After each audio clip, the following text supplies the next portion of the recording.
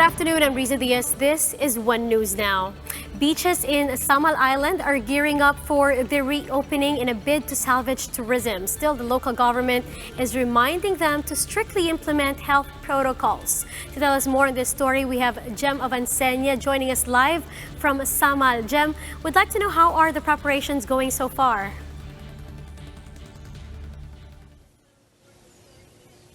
Riza Island Garden City of Samal is now preparing for the reopening of their tourism come July 1.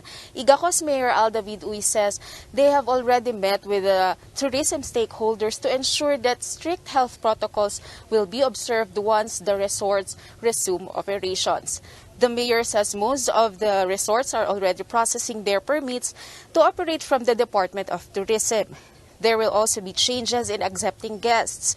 According to the local chief executive, walk-in guests may still be prohibited and resorts are only allowed 50% operational capacity. Here in Cavanico Ilmare Beach Resort, the staff is undergoing trainings and seminars with regard to the new normal. Their sanitation supplies are now in place. The staff is also preparing for their own health screenings. Resort owner Chris Duplan recalls that the challenges they faced when they had to halt operations during what should be a peak season for beach resorts. Thus, they are working double time for their planned reopening next month. Mahirap talaga sa isang beach resort na walang income, tapos there's like fixed cost na yung maintenance natin, yung mga electricity, and yung mga security po natin. For July 1, we're starting to prepare yung staff natin, ma'am.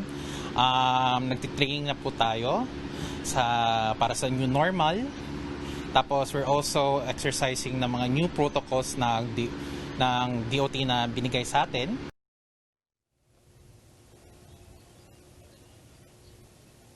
Riza, for those who are planning to come here in Samal Island starting July 1, the Igacos LG warns of a very strict health screening to avoid the spread of COVID-19. Riza?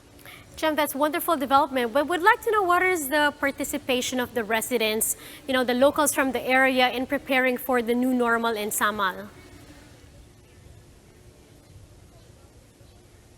Riza Mayor David Uy asks the cooperation of the residents, especially now that they are preparing for the reopening this coming July 1. Also, Uy reminds the public to always observe proper hygiene and follow the IATF guidelines to ensure their safety.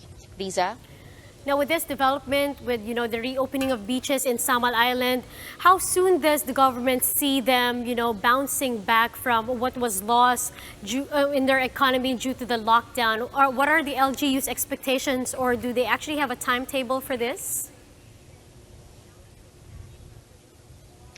Riza, the Department of Tourism Davao Region Director Tanya Tan said that they are preparing recovery programs for all the tourism stakeholders. Also, Davao City Chamber of Commerce mentioned before that tourism sector may take longer to recover even if the community quarantine be lifted.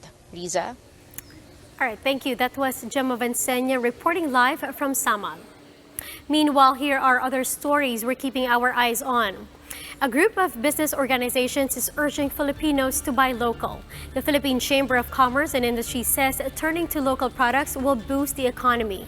It also advised small business owners not to lose hope as things might improve in 6 months.